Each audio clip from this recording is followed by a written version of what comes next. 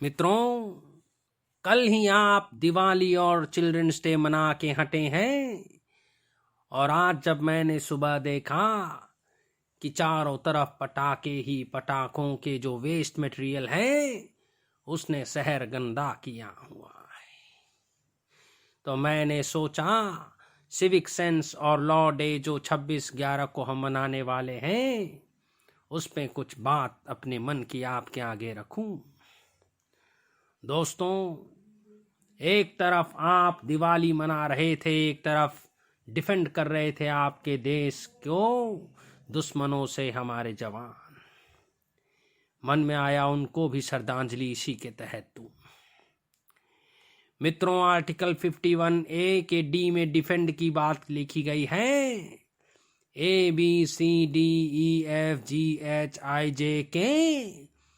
ये fundamental duties आपकी civic sense को इनकलकेट करने में मदद कर सकते हैं।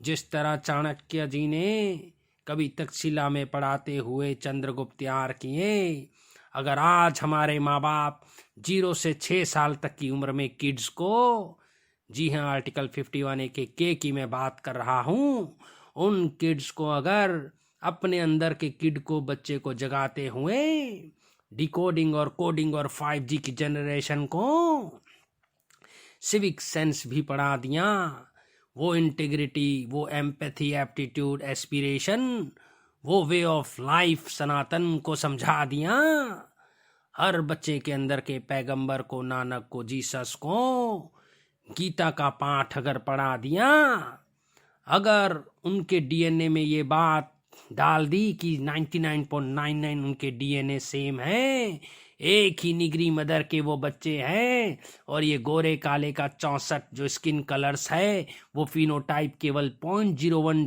जंक डीएनए के कारण है, तो आधी देश की समस्याएं दूर हो सकती हैं। देखो, बातों बातों में आर्टिकल 51A का डी और के हमने समझ लिया।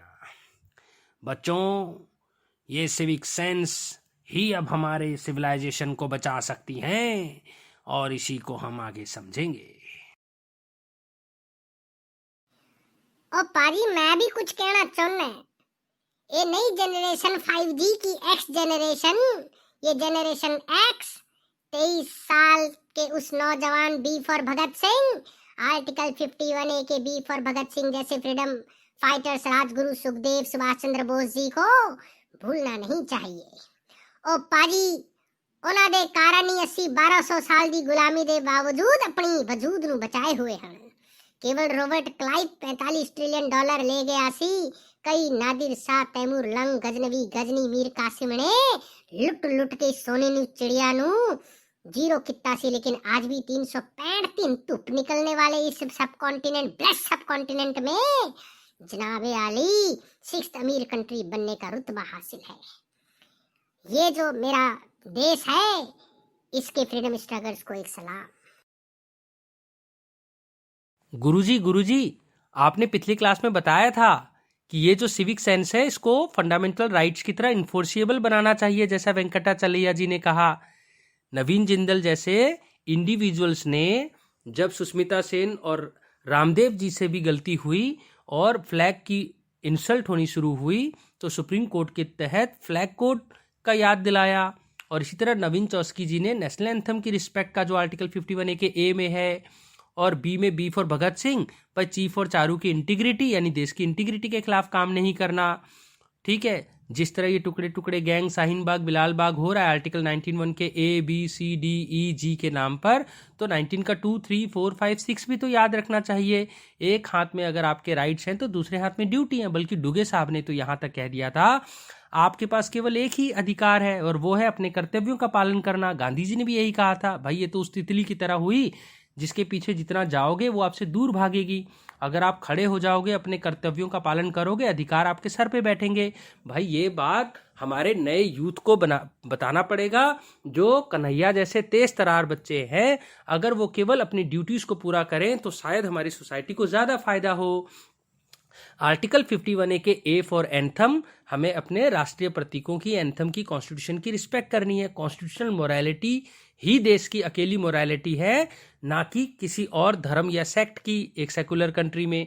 बी फॉर भगत सिंह जैसे हमारे सुभाष चंद्र बोस, सावरकर, जिन्होंने भी देश की आज़ादी में कंट्रीब्यूट किया, उनको याद करें, चेरिश करें। और सी फॉर चारू की इंटीग्रिटी, देश की इंटीग्रिटी के आगे कोई भी आपका फ्रीडम ऑफ एक्सप्रेशन काम नहीं आएगा। इंटीग्रिटी सबसे ऊपर है। 370 में देखो भारत किस तरह अब एक हो गया है। हमें अपने देश की अखंडता के लिए हमेशा देश का साथ देना चाहिए।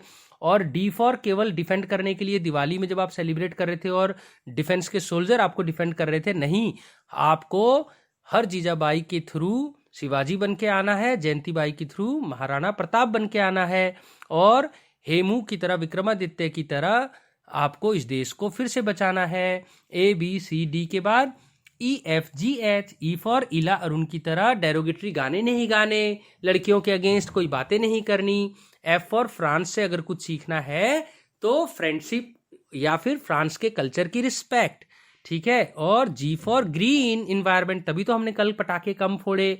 MC मेहता अपने अंदर का जिंदा करो, रिधिमा पांडे को जिंदा करो, ग्रेटा थनबर्ग को जिंदा करो, वृक्ष माता को जिंदा करो, रोज एक पौधा लगाओ। जेसी बोस ने तो कहा उनमें जान होती है, उनसे बातें करके देखो, ठीक है। जापान के साइंटिस्ट ने जब ये प्रूव कर दिया कि एक थॉट प्रोसेस से पानी का स्ट्रक्चर चेंज हो सकता है, पौधे भी बातें करते हैं, तो अपने शरीर को एक एनर्जी, एक वेव को पहचानो, जैसा आइंस्टीन ने और भाई टेस्ला ने कहा। ये बात मैं नहीं बोल रहा, साइंटिफिक टेम्परामेंट के लिए आर्टिकल 51A का H बोलता है कि जहां आप भगवान की पूजा करते हो, माइंड की पूजा करते हो, विवेकानंद जी की पूजा करते हो, तो विवेकानंद जी के जो ट्रू डिसाइपल थे, आइंस्टीन, टेस्ला, ओपेनहियम, जो गीता पे बिलीव करते थे, मेटाफिजिक्स की बातें करते थे, और आज के युग के स्टीफन स्पीलबर्ग, जिन्होंने न्यूटन के बात को भी जीरो कर दिया, ऐसी साइंटिफिक टेम्परामेंट को डेवलप करो। फर्स्ट प्रिंसिपल ऑफ थिंकिंग जो इलॉन मस्क के पास है, मनोज भार्गवा के पास है, उसको डेवलप करो। ये बात मैं नहीं कहता, 51A का H बोलता है।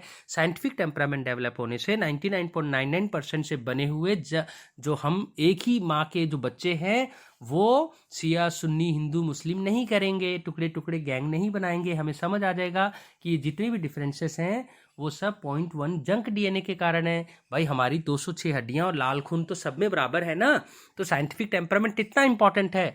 तो ABCDEFGH आपने पढ़ लिया, तो I क्या होता है, ये IJK, ये 3 चीजें निक्की बताएगी। Thank you Ranchhod Das ji. पर पहले सर मैं ये बता दूं कि लॉ डे हम 26/11 को क्यों मनाते हैं। भाई 26/11 को तो बॉम्ब अटैक भी हुआ था, पर नेगेटिव चीजें हम नहीं देखेंगे, हम पॉजिटिव चीजें देखेंगे। भाई संविधान बन के तैयार हो गया था, उसको हमने अडॉप्ट कर लिया था, इनफोर्स 26 जनवरी रिपब्लिक डे के दिन किया था। तो जिस दिन को बन के तैयार हो गया तो संविधान दिवस, कॉन्स्टिट्यूशन डे या फिर लॉ डे मनाते हैं, क्योंकि ignorance of law is no excuse. सबको इस देश का लॉ का पता होना चाहिए, चाहे वो टेक्नोक्रेट है चाहे ब्यूरोक्रेट, ठीक है। तो भाई आ जाते हैं अब IJK, आई फॉर इंजरी नहीं करना। ये दंगे फसाद किस लिए करने, अभी रणछोड़ दास जी ने बताया, हम सबके जीन्स तो एक है, हमारी एक माँ थी, ब्लैक, निग्रो, मदर। वर्ल्ड के 3 मेजर रिलीजन एक ही बाप से निकले हैं, ज्यूज, क्रिश्चियन और मुस्लिम। तो फिर किस बात की लड़ाई, ठीक है। ये निजामे मुस्तफ़ा, गजवाई हिंद, बोको हरम, रवांडा जीनोसाइड, ये सब माइंड में पनपते हैं। पानीपत हो या बक्सर या पलासी या मीर कासिम की लड़ाई, बैटल ऑफ टरेन, ये सब दिमाग की उपज है, रेप्टाइल माइंडसेट की बातें हैं, और ये कोई फिलॉसफी नहीं है। वेंकटाचलैया जी ने इसीलिए तो कहा था 51A को इन्फोर्स कर दो। बच्चों को शुरू से ही, जापान में देख लो, नॉर्वे, स्वीडन, डेनमार्क, फिनलैंड, यहाँ पर क्यों इतनी देशभक्ति है, क्योंकि वहाँ किड्जेनिया है वो बच्चे, ठीक है। जैसा ओशो महाराज ने कहा था, कहते हैं भाई बच्चों को आप केवल एथिक्स, एप्टीट्यूड, एस्पिरेशंस दे दो, फैसिलिटेट करो उनको। कोडिंग डिकोडिंग तो 6th क्लास में भी सीख जाएंगे, लैंग्वेज वो 5th क्लास में सीख जाएंगे, मगर गणित जो है, यानी mathematics of ethics, aptitude, aspiration, scientific temperament, reasoning, rationality, ये सब चीजें तो हैं, ये तो शुरू में अगर वो सीख जाएं, वो जो वे ऑफ लाइफ है जो पैगंबर नानक जीसस ने समझाया, तो फिर इस दुनिया की सारी बुराई खत्म हो जाएगी, ठीक है। वरना ओपेनहियम ने जब बम बनाया तो उसके पास IQ की कमी नहीं थी। वर्ल्ड के आधे टेररिस्ट जो हैं वो इंजीनियर्स हैं, तो उनमें किस चीज की कमी है, EQ की, SQ की, यानी स्पिरिचुअल क्वेश्चन और इमोशनल क्वेश्चन की। और यही बात आर्टिकल 51A का I बोलता है, इंजरी नहीं करना, वायलेंस से दूर रहना है। और ये वायलेंस केवल और केवल फिजिकल वायलेंस नहीं है। अगर आप किसी के लिए बुरा सोचते हो तो पानी का भी स्ट्रक्चर चेंज हो जाता है। जापान के साइंटिस्ट ने प्रूव किया था। आप कमेंट सेक्शन में उसका नाम बताओ। जेसी बोस ने कहा था पौधों में भी जान होती है। अगर पौधे को बोलो वो बदसूरत है, पॉल्यूटेड है, तो उसका स्ट्रक्चर टेलीस्कोप से देखने पर बिगड़ जाता है। आपका बॉडी 70% पानी से बना है। आप 24 घंटे अगर वायलेंस, इमोशनल वायलेंस करेंगे, किसी को अंडरस्टैंड नहीं करेंगे, ट्रस्ट नहीं इनकलकेट करेंगे, आपके एक्टिविटी से किसी का सेल्फ एस्टीम अगर इनहांस नहीं होगा, तो चारों तरफ वो नेगेटिव ऑरा वाइब्रेशन आपका भी एक्सीडेंट करवाएगा। और आप बोलोगे पता नहीं मेरे को हार्ट अटैक कैसे हुआ, मैंने तो कोई पाप नहीं किया। नहीं, आपका एक नेगेटिव सोचना भी उतना ही बड़ा पाप है जितना बोको हरम के टेररिस्ट का। इसीलिए पॉजिटिव सोचो, अपने को एनर्जी मानो, वेव्स मानो और साइंटिफिक टेम्परामेंट डेवलप करो।